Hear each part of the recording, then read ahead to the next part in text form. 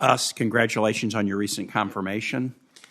I want to highlight some points that you made in your opening, but that I think bear repeating.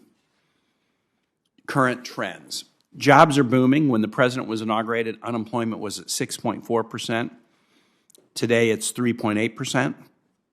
More than 7 million jobs have been created in 13 months. Number two, the economy overall is growing. Our economy grew by more than 5.5% from the end of 2020 through the end of 2021.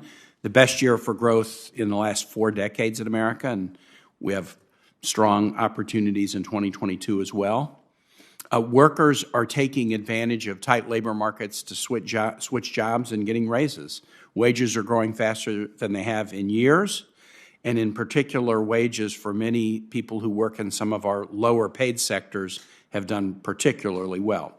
So these are 3 very, very strong economic trends. I don't hear enough discussion of them, but that just means we need to talk about them more.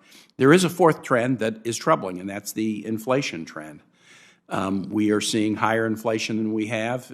It's often connected to an economy that got constricted pretty significantly and supply chains that got disrupted during COVID. The economy is coming back with strong demand, and the supply hasn't completely caught up to it. And so those disruptions are a significant reason for inflation. But I guess what I want to applaud you for is I think you put a budget on the table that tries to take advantage of the 3 strong trends and accelerate them, but also offers us some thoughts about how we can deal with the 4th trend. So on that issue of inflation, the challenge that we're grappling with, is inflation a problem that's unique to the United States right now? It's absolutely a global trend. The pandemic was a global issue. We see most countries coming out of the pandemic with the same inflationary pressures.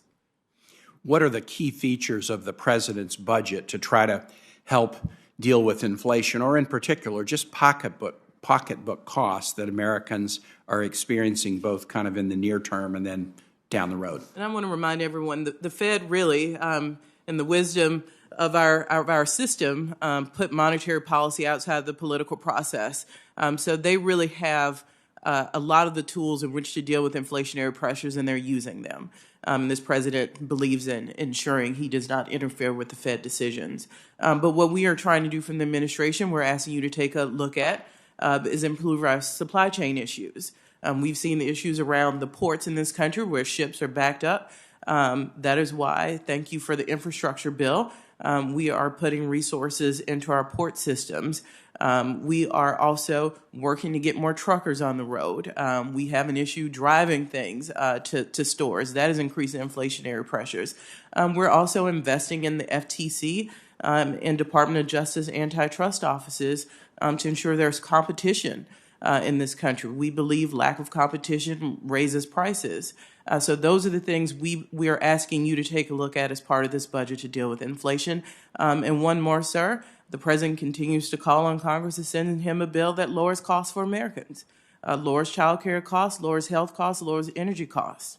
If we can lower child care costs, if we can lower costs of prescription drugs, if we can lower health care premiums, I mean, these are 3 of the big ticket items that take a bite out of people's pocketbooks.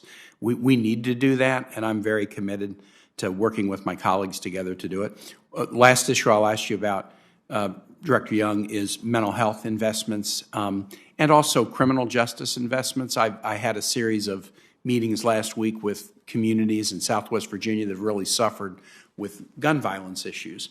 You know, it's a point of sadness for me that after having dealt with a lot of gun violence issues as a mayor and then as a governor, we've not been able to do anything credible on gun safety during the time that I have been in the Senate. It's my hope that we will. But setting that aside, talk a little bit about some of the criminal justice investments that this budget would make to help us deal with crime issues, but also the mental health investments that the budget would propose as we're dealing with the aftermath of 2 very difficult years for most Americans. Thank you, Senator Kaine. And the president made clear in his State of the Union, he believes the police are a key to dealing with our violence issues in our communities, but he also believes they need to be community-oriented, deep into the communities. This budget invests $2.3 billion, a 32% increase for the Department of Justice over 2021 to address gun violence. We also invest $1.7 billion, almost $250 million increase for ATF to follow the guns. Guns often end up in the hands of criminals. So this budget also believes we're putting forth an initiative for community violence reduction, not just DOJ, but HHS. We need those wraparound services. And I think you've heard us talk about our big mental health push to ensure that mental health coverage is treated the same way as physical coverage. All those things are interrelated. Thank you, Director Young. I'll next call on Senator Scott and return the chair to the chair.